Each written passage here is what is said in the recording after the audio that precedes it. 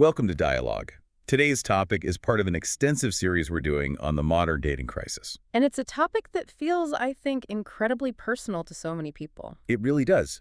If you have been navigating the world of connection recently, and that could mean you're in that messy early phase of trying to establish something, or maybe you're trying desperately to sustain a long-term commitment. Or even mourning the collapse of a partnership. Exactly. It probably feels uniquely difficult. It can feel impossibly fragmented, strained, maybe even unstable. And I can assure you, based on the material we've pulled together for this deep dive, you are absolutely not alone in feeling that. That fragmentation is precisely what we are drilling down into today. We are embarking on a deep analysis of one specific pervasive tool, the smartphone. Right. We really need to understand how this single device has fundamentally, and I mean structurally, reshaped the architecture of human desire. And as a result, the very foundation of committed relationships in the 21st century. Our mission today is highly focused. We aren't just going to sit here and repeat the basic observation that phones are distracting. Everyone knows that at this point. It's almost a cliche. It is. We want to move beyond that and really look for the critical insights, the hidden mechanisms that explain why modern connection feels so profoundly challenging, so unstable at its core. And we absolutely must begin with this premise. The smartphone is arguably the single most powerful relationship-shaping tool in human history. That's a huge statement, but I think it's true. It's an engine of connection, of course, but as you said earlier, can also be a demolition tool. It sits perpetually in your pocket, mediating every single facet of your life, but especially your closest, most intimate connections. Exactly. So as we unpack this, we need to look at what effects this tool creates, both the visible ones and the hidden ones, in that intimate space between two people. What really happens when the world's most powerful computer, a computer tailored exactly to your personal weaknesses and your desires, is introduced as a permanent third party into every single romantic interaction? A permanent third party, that's the frame. Let's start there. Let's unpack this structural change. I think the place to start is acknowledging that relationship challenges today aren't simply interpersonal. They are, as you said, infrastructural. The way we connect has been fundamentally altered by the hardware we use. And that brings us to our first key concept, the shift from people to proxies. Okay, what do you mean by a proxy? What's fascinating here is the sheer degree of mediation. The core concept is that people are no longer just dating each other. They are dating through devices, through algorithms, and through these very carefully curated digital identities. So the proxy is the profile. The proxy is the profile, it's the Instagram feed, it's the perfectly crafted text message. These elements are not incidental. They are the primary means of initial access and often ongoing interaction. Let's define what those proxies are in more detail. Think about it. You see a dating app profile. It has what, 6 photos? The best 6 photos ever taken of that person, probably professionally edited. Or at least filtered. At least filtered. And a bio that's been workshopped with 3 of their friends. Then there's the Instagram feed that only shows career success and beautiful vacations. And of course the text messages, which allow for immediate editing and optimization. You can wait 10 minutes to think of the perfect, witty reply. None of these are the person. They are intermediaries, they're filters, they are polished digital representatives of the physical human being. Which means the primary interaction is often mediated. The listener really needs to grasp the profound difference between meeting someone organically, where you're relying on immediate nonverbal cues, scent, timing, raw chemistry. All of that messy analog data. Exactly. Versus meeting a digital construct first. When you start with the digital, you're essentially falling for a highly polished marketing brochure. And that's where the friction comes in. It's a massive source of disappointment right out of the gate. You start by connecting with, or even falling for, that optimized digital construct. And then the actual messy, nonverbal, cue-rich work of the physical world begins. You have to negotiate the vast space between that perfect digital reality and the actual imperfect, inconsistent human being sitting across the table from you, who gets nervous, who tells a bad joke, who has a weird laugh. Right. And the relationship itself becomes a constant negotiation between those two things, the physical reality and the digital construct. If you meet face-to-face first, alignment happens instantly, or it just doesn't happen. The chemistry is there or it's not. There's no negotiation. There's no negotiation. But when dating through proxies, the nonverbal cues are digitized, delayed, or removed entirely. So we're constantly trying to align two entities, the virtual identity and the actual person, and the constant failure to perfectly align them introduces this chronic low-grade friction. And once you get past that initial dating phase and you're actually in a committed relationship, the device doesn't step back. It doesn't just disappear. No, it continues to mediate. And it introduces a constant, pervasive set of emotional and psychological effects. We've identified 7 pillars of digital disruption that really summarize this immediate, ongoing impact. Let's dive deep into the first 3, because I think these are the most corrosive to just individual contentment within a partnership. The first pillar is constant comparison. This is fueled by the perpetual availability of highly curated digital highlight reels. And it's important to clarify here. The problem isn't that you might occasionally encounter an attractive stranger. Humans have always done that. Right, that's not new. The problem is that you are algorithmically and constantly fed an optimized stream of the very best moments, the best photos, and the best perceived experiences of thousands of people who are not your partner. I find this fascinating because it fundamentally weaponizes social media against your own satisfaction. It's the gap between your partner's imperfect, lived, complex reality. The partner who leaves dishes out or snores or is stressed from work. The real person. The real person. The gap between that and the idealized online presentation of others creates this profound and chronic dissatisfaction. It's a constant cognitive dissonance. You are comparing your relationship's B-roll footage, all the mundane, frustrating, real compromises of a long-term connection, to everyone else's perfectly produced, filtered, and scored movie trailer. And your brain, which is wired for novelty and optimization, starts to attribute the lack of that manufactured excitement to your current partner or to your relationship structure itself. The comparison isn't fair, but the brain doesn't care about fair. It just registers that a better, shinier, more exciting option is perpetually available and visible. This constant low-grade sense of wanting more, or that your life isn't enough, leads directly into our second pillar, perpetual temptation. And we need to be very clear about this. This is not just about actively cheating or even being on dating apps while you're in a relationship. No, it's much more subtle. It is the deep psychological awareness that options exist beyond the current relationship and that those options are always, always accessible. The phone provides a massive psychological safety net, a digital fallback position. So even if you never act on it, just knowing it's there changes your behavior. It fundamentally undermines psychological investment. It suggests that deep commitment is optional because the swipeable, flirtatious, or validating alternative is always just one button press away. Think about the difficult energy required to truly fix a serious relationship problem. It requires vulnerability, it requires time, real effort, and a high tolerance for conflict. It is hard work. It's incredibly hard work. Yeah. So why expend that difficult energy when you can get an immediate shallow ego boost, a quick shot of validation from knowing there are 5 people waiting in your DMs or your inbox who, right now, think you are perfect and require 0 actual effort? That perceived availability makes the difficult, necessary work of maintaining long-term intimacy feel uniquely expendable, almost inefficient. The cost of exit feels very low, even if you never actually exit. That knowledge alone is enough to prevent you from going all in. Exactly. And while comparison and temptation are focused on external people, the third pillar, endless micro-interactions, deals with the internal density and pacing of the relationship itself. This is a really interesting one. Historically, relationships had space. You would leave for work, and the relationship was effectively paused until you were reunited at 6 p.m. Absence created fondness, and more importantly, it created space for internal processing, for you to just be with your own thoughts. Now, communication is constant, it's dense, and it often requires near instantaneous response times. This creates a massive interaction density. Explain how this prevents what you call healthy emotional buffering. Okay, so emotional buffering is crucial for adult emotional regulation. When a relationship exists in a state of constant micro-interaction, it loses the necessary space required for that processing. Use an example. Imagine a minor 5-minute disagreement that happens over breakfast. Without the phone, you both go to separate offices.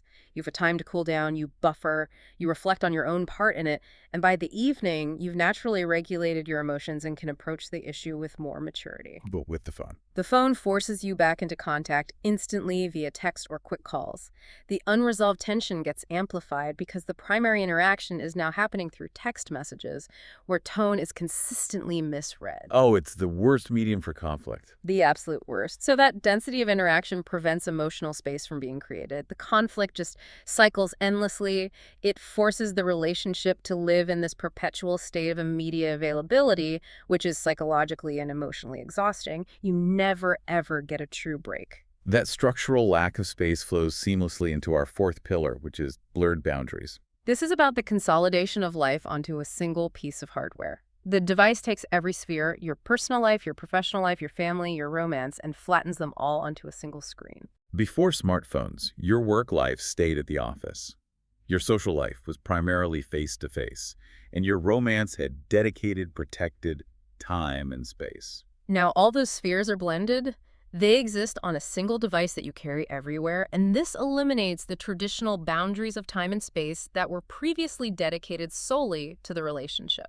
Can you give us a really robust, relatable example of this boundary dissolution in action? Of course. Think about a couple trying to have a deep conversation. Maybe it's about finances, maybe it's about a family issue, or perhaps they're even trying to initiate physical intimacy. A vulnerable moment. A very vulnerable moment. And suddenly, a work email with the subject line in all caps pops up. Or a friend tags you in a post. Or a news alert about some global crisis arrives. The intimate bubble is immediately pierced by the demands of external life. Because they reside in the exact same physical object the partner is holding. Precisely. The boundary is gone. And the relationship is constantly reminded that it is merely one stream of input among dozens of others competing for attention. And that piercing of the bubble leads directly to the fifth pillar, emotional triangulation. This is where the device isn't just a distraction. It becomes a physical entity in the room, actively diverting emotional energy. We have to analyze this as the device itself becoming a literal third presence in moments of intimacy or conflict.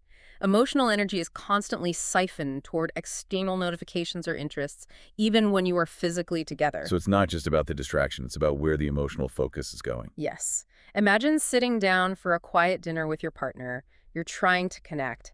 And every time the phone vibrates on the table, your partner's head snaps down. Their attention is immediately captured.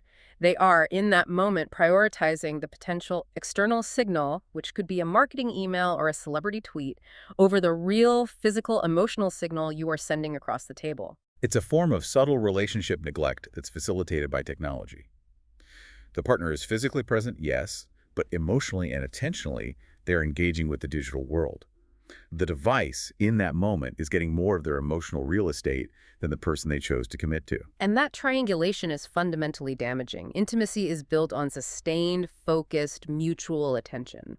When you allow an interruptible third party to constantly fracture that attention, you are preventing the necessary bonding chemicals, like oxytocin, from truly flowing. You're prioritizing the shallow reward of external novelty over the deep reward of shared presence. Exactly.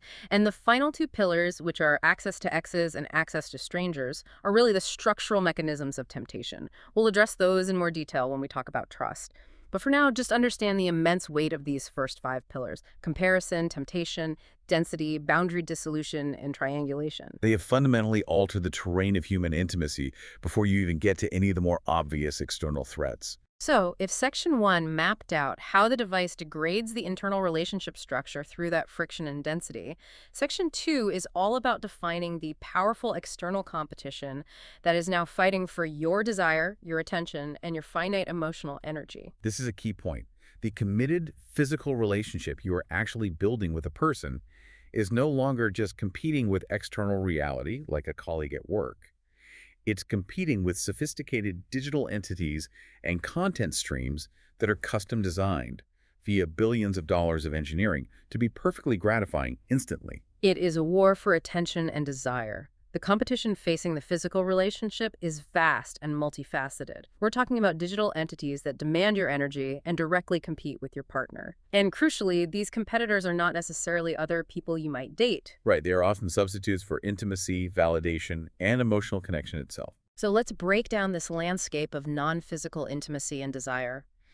The first, and perhaps the most challenging competitor, because of its accessibility and customization, is the sheer availability of online porn and fantasies. And the issue here isn't a moral one, it's a neurological one. Precisely. The issue is the availability of instantly gratifying, personalized content, and how this resets the baseline for desire and expectation within a committed physical partnership.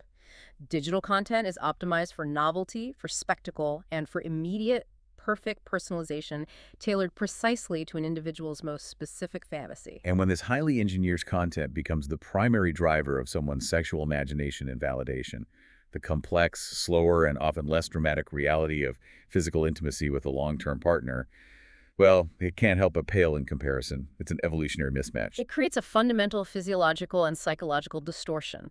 The human body and a committed connection operate on familiarity, shared history, and organic chemistry. The slow burn. The slow burn. The digital fantasy, on the other hand, operates on high dopamine inputs, instant access, and endless variety. When you constantly consume the latter, you inadvertently train your brain's reward system to expect and experience perfect novelty, perfect spectacle, that a committed physical relationship, by its very definition, cannot sustainably deliver. Which leads to dissatisfaction. Dissatisfaction and, tragically, often a withdrawal of physical and emotional energy from the partnership itself. Because reality can't compete with the perfection of the fantasy. Now, moving past strictly physical desire, the next major competitor deals with our emotional capacity. And this one is parasocial relationships and influencers. This often seems so benign, just following someone online, but its effect on emotional labor is enormous, and it often goes completely unnoticed. It's astonishing how much genuine emotional labor and attention individuals invest into content creators they will never, ever meet. They follow their lives like a soap opera. They feel vested in their personal dramas. They celebrate their successes. They offer support or advice in comment sections. That is real, finite, emotional energy being expended on a one-way street. That energy is a zero-sum game. If you spend an hour every day cashing up on the life of an influencer, feeling worried about their latest crisis, or debating their lifestyle choices with other followers, you are dedicating a massive, valuable resource. Their emotional capacity. Your emotional capacity to a stranger who will never reciprocate that effort. This diverts the capacity that should be dedicated to actively listening to, supporting, or being vulnerable with a physical partner who actually needs that energy. The parasocial connection feels real, but it is ultimately a high-drain, low-reward competitor for your partner's attention and emotional investment. And this diversion of energy intersects neatly with the third major competitor, lifestyle envy. This is comparison, but focused specifically on the relational environment you inhabit, your life together. We are seeing the psychological cost of constantly viewing idealized versions of relationships, travel, homes, and achievements online. The algorithm isn't showing you reality, it's showing you the top 0.01% of curated perfection. It feeds us content showing impossible financial freedom, grand romantic gestures, perfectly aesthetic homes, and constantly happy, adventurous couples. And the comparison is immediate and brutal. The partner who looks up from their phone often finds their current life, or their current partner, wanting by comparison to an algorithm-fed fantasy of what a relationship should look like. So if you and your partner are having a quiet night at home, navigating the reality of bills and work stress, but you just saw a highly edited video of a couple spontaneously flying to Bali, Your brain automatically downgrades the value of your comfortable, resilient, shared evening. That subtle, chronic dissatisfaction is corrosive because it forces the relationship to be judged on external, often financial or aesthetic metrics. rather than on the internal value, the depth, and the resilience of the connection you actually possess. It breeds this subtle, lingering resentment that your reality is not matching the highlight reel presented by strangers. And this brings us to the underlying operational mechanics of the device itself. This is the neurological component that explains why all these competitors are so addictive. The dopamine economy versus deep connection. Let's get into the chemistry here. We're talking about the immediate, measurable reward system of receiving external validation. The likes, the comments, the swipes, the instant feedback provided by the device. That's a fast, powerful, and easily accessible hit of dopamine, the chemical associated with motivation and immediate reward. Now contrast that immediate high-octane dopamine hit with the slower, more difficult rewards of building deep, committed intimacy. Deep connection requires vulnerability, facing conflict, tolerating emotional discomfort, and waiting patiently for trust to be earned. The reward of deep connection is profound, but it is often mediated by oxytocin, the bonding hormone, which is slower to produce and requires sustained, focused presence. So the device essentially hijacks the brain's reward system. It offers these immediate, shallow rewards that are highly addictive and always available. And this makes the slower, higher effort path of true commitment feel tedious, inefficient, and lacking by comparison. When the brain is constantly being flooded by digital, immediate gratification, it simply registers the hard work of deep connection as a vastly inferior experience. And this structural preference for speed and shallow reward then reinforces the final point in this section, which is so critical: the illusions of abundance. This is critical to the current instability we see in dating. The perceived endless supply of potential partners, whether accessed through active dating apps, casual DMs, or simply the knowledge that billions of people exist online, it devalues the effort required for commitment and problem solving within an existing relationship. The brain asks, why should I invest heavily in fixing this difficult established relationship, a process that requires vulnerability and patience, when the algorithm suggests there are countless others waiting right now who appear, on the surface, to require less effort and provide more immediate novelty? This illusion drastically lowers the willingness to endure normal relationship friction. Commitment relies on the belief that this one person is uniquely worth the struggle. But when the mind is constantly being told that scarcity is obsolete, that belief, that foundational trust in the relationship's singular value, becomes incredibly fragile. You are constantly fighting the idea that you could just upgrade. So that structural environment of comparison and abundance sets a very challenging stage. Now we have to move into the direct behavioral consequences, focusing on how the device actively erodes the foundation of trust, which is arguably the single most important ingredient for any long-term commitment. And we must begin with this concept of digital permeability, facilitated by the device, we call it, the digital doorway to the past and future. Let's focus first on the past. Access to exes. This is devastatingly common and often a completely unspoken issue in modern relationships. The device eliminates the possibility of true, clean breaks. Historically, when a relationship ended, the person was physically gone. Contact required deliberate effort, distance, and time, and that physical and emotional distance allowed for healing and the formation of new, solid boundaries. Now, past emotional entanglements are perpetually accessible, and it's through such subtle avenues: checking their stories, liking an old photo from 3 years ago, or the frictionless ease of sending a quick, seemingly innocent direct message. The classic, I just wanted to see how you were doing. Exactly. And this constant residual emotional tie complicates current relationships immensely. The psychological energy that should be dedicated to investing in the new, current partner is often diverted to maintaining a ghost relationship with the past. Even if you aren't talking, just the ability to observe their life, the new jobs, the new relationships, their perceived happiness, it creates temptation for some, suspicion for others, and it maintains these residual emotional ties that prevent the current dynamic from achieving its full emotional bandwidth. And compounding this access to the past is the doorway to the future: access to strangers. Beyond the formal, explicit environment of dating apps, the device dramatically lowers the barrier to emotional or physical infidelity. The ease of initiating a conversation with a stranger across various platforms, Instagram DMs, LinkedIn, even gaming chats, it increases opportunity dramatically. If you're experiencing a moment of loneliness or you're seeking validation that you're not getting from your partner, you don't need to put on an outfit, leave the house, and navigate a complex social scene with all of its high-effort barriers. Now you simply open the device, and you can find a stranger whose primary immediate motivation is to give you attention and validation. It's frictionless. And this frictionlessness, it accelerates and democratizes infidelity. It transforms what was once a deliberate, high-effort choice, which often required extensive planning and physical separation, into a low-effort, casual drift. It often starts innocently as just talking, but it can rapidly escalate because the emotional distance is non-existent. The device makes emotional escape far too easy. And this structural ease of access leads directly to the core issue of secrecy and deception, which is enabled by the shield of anonymity and digital deception. There is a profound paradox here. We are constantly connected to the world, yet the smartphone simultaneously provides the capacity for almost complete digital secrecy from the person closest to you. The person sleeping next to you. The person sleeping next to you. The device facilitates private channels, burner accounts, deletion history. These features, while sold to us as security tools, inherently make transparency difficult and trust inherently fragile within a romantic partnership. I think the key insight here is the baseline anxiety it introduces.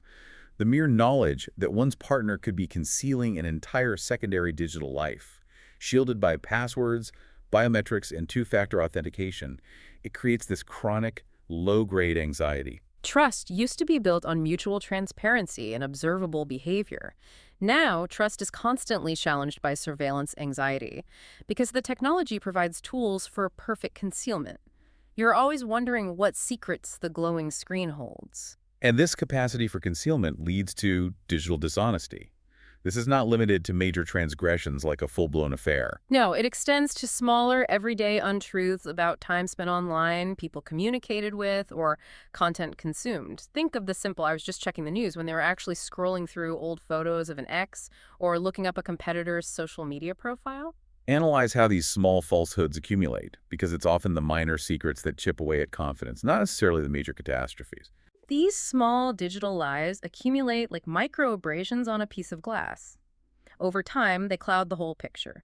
They signal to the partner that the digital life is something to be guarded and protected, rather than something shared or transparent. And trust is fundamentally a building built on shared reality and transparency. Exactly. When small, seemingly insignificant truths are consistently withheld about device usage, the primary tool of modern life, the foundation inevitably weakens. The question in the back of your mind becomes, if I can't trust what you are doing on the device that is always in your hand, how can I truly trust your full emotional presence or your long-term commitment? The small lies teach the mind that secrecy is necessary. And finally, we need to discuss a category of behaviors we call subtle relationship sabotage. These are actions that are facilitated by the device and are deeply corrosive, even if they don't rise to the level of explicit cheating or infidelity. They are, at their core, acts of emotional absence. These are passive-aggressive or emotionally distant behaviors enabled by the phone. Can you give some examples? We often see things like comparing a partner to someone online, making a subtle joke about another person's body or lifestyle in front of your partner, thereby introducing that competitive element directly into the physical space. Or taking solace in external attention, like spending 20 minutes laughing at texts from friends while your partner is physically present and trying to engage with you. But the most powerful example, which we touched on before, is using the device as a passive shield during a conflict. It is the ultimate act of emotional inaccessibility. Instead of facing the emotional intensity of your partner or the difficulty of the conflict, you retreat instantly into the device. You check email, you start scrolling, you suddenly become busy. It's a wall. It's a digital wall. It avoids the necessary confrontation and resolution, which prolongs the conflict, and it teaches your partner that digital retreat is a viable, preferred substitute for emotional presence and mutual vulnerability. This kind of sabotage is often unspoken, but it severely damages the relationship's resilience and its ability to repair itself after a rupture. So we've outlined the internal erosion caused by density and comparison, the external pressure from these powerful digital competitors, and the behavioral corrosion of trust and secrecy. Now we have to pull this entire narrative together and synthesize the ultimate, inescapable consequence of all these factors. And the core takeaway is simple, it's brutal, and I think it's profound. The couple is never alone. The world is constantly in the couple's pocket. Intimacy requires two non-negotiable conditions: privacy and solitude. And this includes both internal solitude, the ability for you as an individual to focus and process without interruption, and shared solitude. What is shared solitude? That's the protected, uninterrupted space of the relationship bubble. When both of those forms of solitude are constantly being interrupted or compromised by external digital stimuli, intimacy suffers an immediate structural breakdown. Think about the crucial quality of silence. A shared, comfortable silence used to be a sign of deep connection, a nonverbal comfort that signifies you are safe and understood. Now, silence often means two people scrolling independently, connected to entirely different digital universes, side by side on the same couch. That is not shared solitude, that is parallel isolation. The constant presence of the outside world, via the device, means the couple never truly retreats into their own bubble to recharge and connect deeply. They are constantly tethered to external demands and stimuli. And this perpetual presence leads directly to what we call the dual challenge for modern commitment. Individuals today are not just dealing with the normal historical difficulties of human connection. They are fighting a technologically engineered perfect storm of instability. And this storm is driven by two primary, relentless forces. The first is the internal disruption. That's the comparison, the temptation, the emotional density, and the boundary blurring that we talked about. This makes the relationship feel consistently unsatisfying, tiring, and always susceptible to failure, even when things are objectively fine. You feel exhausted by the constant micro-interactions and dissatisfied by the constant comparison to proxies. And the second force is the external competition. That's the endless digital substitutes for intimacy and validation. The optimized content, the parasocial relationships, the lifestyle envy, and the dopamine economy. These substitutes provide shallow, high-reward alternatives that make the hard, slow work of real commitment appear inefficient and unattractive. So the relationship is simultaneously being eroded from the inside and pulled apart from the outside. So we have to end this analysis by focusing on application. What does recognizing this technologically hostile environment demand of individuals who are trying to navigate relationships today? I mean, how do we even begin to combat forces that are literally designed to hijack our neurological reward systems? It demands an extreme level of intentionality and self-awareness. Relationships can no longer be the default state that you just fall into. They must be an intentional, conscious choice that is constantly and mutually defended against this technologically engineered environment that favors connection fragmentation and immediate gratification. This means we need radical solutions. We Right. need intentional, non-negotiable boundaries. We need mutual agreements on device usage. Maybe explicit rules like phone-free zones in the bedroom or at the dinner table, or scheduled digital date nights where devices are literally locked away in another room. But most importantly, we need heightened awareness of the digital forces acting on human desire itself. The challenge is not just to talk about your feelings about the device. It is to talk about the device's role in mediating those feelings. Couples must be aware of the structural vulnerabilities the phone introduces. You have to understand that the environment is hostile to deep intimacy, and therefore you must actively collaborate to create and defend pockets of true solitude and presence. You have to be aware of the battlefield if you want any chance of winning the war for commitment. Mhm. This leads us to our final reflection then, building on this idea of perpetual presence and infinite alternatives. If the device offers endless alternatives, constant comparison, immediate gratification, and all these emotional substitutes, what is the true, non-digital, enduring value proposition of consciously, deliberately choosing one person? The value proposition lies in durability, authenticity, and profound shared vulnerability. The very things the transactional, high dopamine digital world really struggles to replicate. That's the opposite of what the phone offers. It's the complete opposite. The value of a committed relationship is choosing stability over novelty. It's about enduring complexity over manufactured simplicity.